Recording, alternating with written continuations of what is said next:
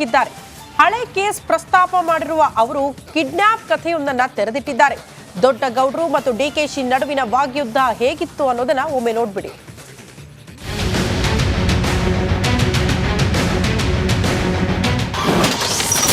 DCM DKShi ವಿರುದ್ಧ HDD bomb. ಬಾಲಕಿ kidnap, ಆಸ್ತಿ ಕಬಳಿಕೆ ಆರೋಪ. 9 ವರ್ಷದ ಹುಡುಗಿನ ತಗೊಂಡು ಹೋಗಿ ಆಸ್ತಿ ಬರ್ಸಿದ್ರಲ್ಲ.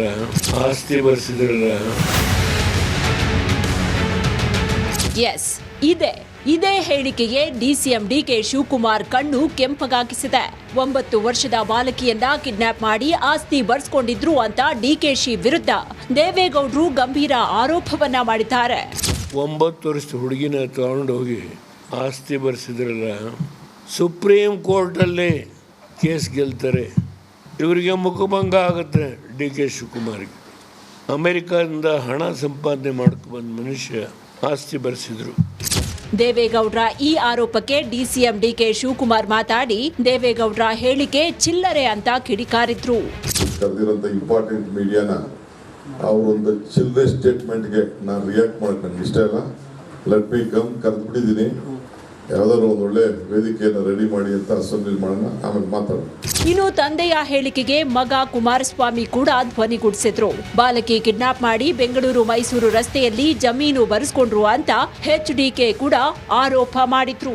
ಇದು 96-97 ನಡೆದಂತ ಘಟನೆ. ಚೆಕ್ ಬೇಕಾ ಕೊಟ್ಟಿರೋದು?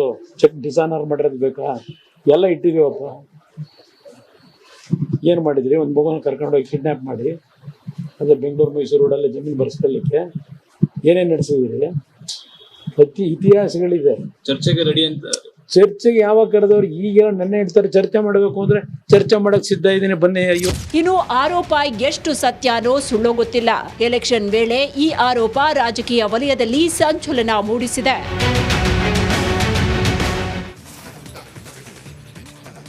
ನಿಮಗೇನಾದ್ರೂ ಅರ್ಥ ಆಯ್ತಾ ಶ್ರುತಿ ಇದ್ರ ಬಗ್ಗೆ? ಅಂದ್ರೆ ಹಳೆ ಕೇಸ್ನ ಈಗ ಮತ್ತೆ ಕೆದಕಿದ್ದಾರೆ. ಮೋಸ್ಟ್ಲಿ ಇದು ಒಕ್ಕಲಿಗ ನಾಯಕರ ಯಾರು ಅನ್ನುವಂಥ ವಾರಿಂದ ಇದೆಲ್ಲ ಮುಂದುವರಿತಾ ಇದೆ. ಏನೇ ಆಗಿದ್ದಿರ್ಬೋದು, ಆದ್ರೆ ಹೇಳಿರುವಂತವ್ರು ಸಾಮಾನ್ಯ ವ್ಯಕ್ತಿ ಅಲ್ಲ. ಎಕ್ಸಾಕ್ಟ್ಲಿ. ದೇವೇಗೌಡರು. ವೀಕ್ಷಕರ, ಮತ್ತೊಮ್ಮೆ ಹೇಳ್ತೀನಿ, ಇದು ಎಂತ ದೊಡ್ಡ ಬಾಂಬ್ ಅಂತಂದ್ರೆ 95-96 ಸಂದರ್ಭದಲ್ಲಿ ಅಮೆರಿಕಾದಿಂದ ಒಬ್ರು ಬರ್ತಾರೆ. ಅಮೆರಿಕಾದಿಂದ ಒಬ್ರು ಬರ್ತಾರೆ. ಅವರಿಗೆ ಬಿಡದಿ ಸಮೀಪದಲ್ಲಿ ಒಂದು IT, ಈಗ ಇವರೆಲ್ಲ ಇದಾರಲ್ಲ, ನಾರಾಯಣ ಮೂರ್ತಿ ಇವರೆಲ್ಲ ಇದಾರಲ್ಲ, ಆ ಥರ ಇನ್ಫೋಸಿಸ್ ಥರ ಒಂದು IT ಕಂಪನಿ ಕಟ್ಟಬೇಕು ಅಂತ ಆಸೆ ಆಗುತ್ತೆ. ದೊಡ್ಡ ಜಾಗ ತಗೊಳ್ಳುವಂಥ ಪ್ರಯತ್ನಗಳಾಗುತ್ತೆ. ಈಗ ದೇವೇಗೌಡರು ಹೇಳುವಂಥದ್ದು ಇದು. ಆ ಜಾಗದ ಮೇಲೆ ಡಿ ಕೆ ಶಿವಕುಮಾರ್ ಅವರಿಗೆ ಕಣ್ಣು ಬೀಳುತ್ತೆ. ಅದನ್ನು ಕಬಳಿಸೋದಕ್ಕೆ ನಕಲಿ ಕ್ರಯಪತ್ರ ರೆಡಿ ಮಾಡ್ತಾರೆ. ದೇವೇಗೌಡರು ಹೇಳ್ತಿರೋದು, ನಾನಲ್ಲ, ಕ್ರಯ ಮಾಡ್ತಾರೆ. ಅದು ಕೋರ್ಟ್ಗೆ ಹೋಗುತ್ತೆ. ಕೋರ್ಟಲ್ಲಿ ಏನಾಗುತ್ತೆ, ಅಮೆರಿಕದಿಂದ ಬಂದಿರೋರು ಗೆಲ್ತಾರೆ ಹೈಕೋರ್ಟಲ್ಲಿ.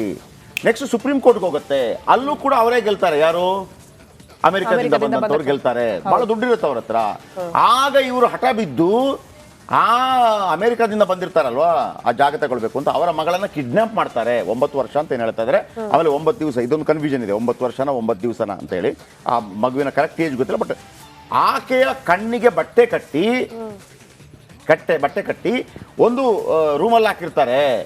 ರೂಮಲ್ಲಿ ಹಾಕ್ಬಿಟ್ಟು, ನೋಡು, ನಿನ್ನ ಮಗು ಬೇಕಾ ಸೈನ್ ಹಾಕು, ಮಗು ಬೇಕಾ ಸೈನ್ ಹಾಕು ಅಂತ ಅಂದ್ಬಿಟ್ಟು ಕೊನೆಗೆ ಅವರು ಸೈನ್ ಹಾಕ್ತಾರೆ. ಆ ಜಾಗವನ್ನು ಇವರು ಕಬಳಿಸಿದ್ದಾರೆ. ಈಗ ಆ ವ್ಯಕ್ತಿ ಯಾರ್ಯಾರೋ ಕೈ ಕೆಳಗೆ ಕೆಲಸ ಮಾಡ್ತಾ ಇದ್ದಾರೆ. ಇದು ಆರೋಪ ಮಾಡಿರುವಂಥದ್ದು ಮಾಜಿ ಪ್ರಧಾನಮಂತ್ರಿಗಳು. ಇದು ಅಕ್ಷರಶಃ ನಮಗೆ ಇದರ ಸತ್ಯಾಂಶ ಗೊತ್ತಾಗಬೇಕು. ಇದರ ಬಗ್ಗೆ ಡಿ ಕೆ ಶಿವಕುಮಾರ್ ಹತ್ರ ಕೇಳಿದಾಗ ಡಿ ಕೆ ಶಿವಕುಮಾರ್ ಏನು ಹೇಳಿದ್ರು? ಇಂಥ ಚಿಲ್ಲರೆ ಮಾತಿಗೆಲ್ಲ ನಾನು ಬೆಲೆ ಕೊಡಲ್ಲ ರೀ, ಮಾತಾಡಲ್ಲ ರೀ, ಅಸೆಂಬ್ಲಿಯಲ್ಲಿ ಮಾತಾಡೋಣ ಅಂತ ಹೇಳಿದ್ದಾರೆ. ಆದರೆ ಇಬ್ಬರ ಜವಾಬ್ದಾರಿ ಇದೆ. ಒಬ್ಬರು ಮಾಜಿ ಪ್ರಧಾನಿಗಳು, ಮತ್ತೊಬ್ಬರು ಸಿಟ್ಟಿಂಗ್ ಉಪಮುಖ್ಯಮಂತ್ರಿಗಳು ಅಥವಾ ಮುಂದೆ ಮುಖ್ಯಮಂತ್ರಿಗಳು ಆಗುವಂಥವರು. ಜನಕ್ಕೆ ಇದರ ಉತ್ತರವನ್ನು ಕೊಡಲೇಬೇಕಾಗುತ್ತೆ. ಬನ್ನಿ, ಇದರ ಬಗ್ಗೆ ಇನ್ನಷ್ಟು ಹೆಚ್ಚಿನ ಡೀಟೇಲ್ಸ್ ಪಡೆಯೋಣ. ಸತೀಶ್, ಎಲ್ಲಿ ತನಕ ಬಂದಿದೆ ಇದು ಕಿಡ್ನಾಪ್ ವಾರ್? ಅಲ್ಲಿಗೆ ನಿಂತೋಗಬಾರ್ದು. ಇದು ನಿಂತೋಗಬಾರ್ದು. ನೀವು ಹಿಂಗೆ ತೋರಿಸೋದು ಮತ್ತೊಬ್ಬರಿಗೆ, ಇವ್ರಿಗೆ ಹೇಳೋದು ನಮ್ಮಲ್ಲಿ ಹಿಂಗಿದೆ, ನಿಮ್ಮಲ್ಲಿ ಹಿಂಗಿದೆ ಅಂತೇಳಿ. ಇವರು ನಿಜವಾಗಿ ತಪ್ಪು ಮಾಡಿದರೆ ಎಂಥವನೇ ಆಗಿರಲಿ ರೀ, ಶಿಕ್ಷೆ ಆಗಲೇಬೇಕು. ಕೇವಲ ವೆಂಕಣ್ಣ ಸೀನಣ್ಣ ಇವನಿಗೆ ಮಾತ್ರನಾ?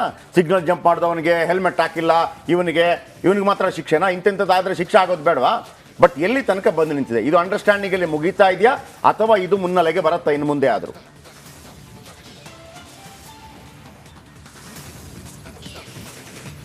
ಜಯಪ್ರಕಾಶ್, ನೀವು ಹೇಳಿದಾಗೆ ಇದು ಖಂಡಿತವಾಗಿಯೂ ತಾರ್ಕಿಕ ಅಂತ್ಯಕ್ಕೆ ಹೋಗಬೇಕು. ಆದರೆ ಆ ನಿಟ್ಟಿನಲ್ಲಿ ರಾಜಕೀಯ ನಾಯಕರು, ಅದರಲ್ಲೂ ದೇವೇಗೌಡರು ಈ ವಿಚಾರವನ್ನು ಎತ್ತಿರೋದ್ರಿಂದ ಅವರು ತಾರ್ಕಿಕ ಅಂತ್ಯಕ್ಕೆ ತೆಗೆದುಕೊಂಡು ಹೋಗ್ತಾರಾ ಅನ್ನೋದು ಈಗಿರುವಂಥ ಪ್ರಶ್ನೆ.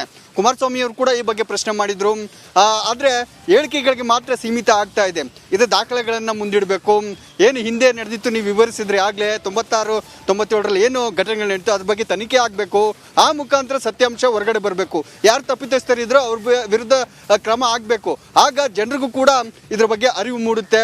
ಚುನಾವಣೆ ಇದೆ, ಚುನಾವಣೆ ಸಂದರ್ಭದಲ್ಲಿ ಕೇವಲ ಹೇಳಿಕೆಗಳಿಗೆ, ಪ್ರತಿ ಹೇಳಿಕೆಗಳಿಗೆ, ಆರೋಪ ಪ್ರತ್ಯಾರೋಪಗಳಿಗೆ ಮಾತ್ರ ಸೀಮಿತ ಆಗಬಾರ್ದು. ಯಾರು ತಪ್ಪು ಮಾಡಿದ್ರು ಕೂಡ ಅವರಿಗೆ ಶಿಕ್ಷೆ ಆಗಬೇಕು.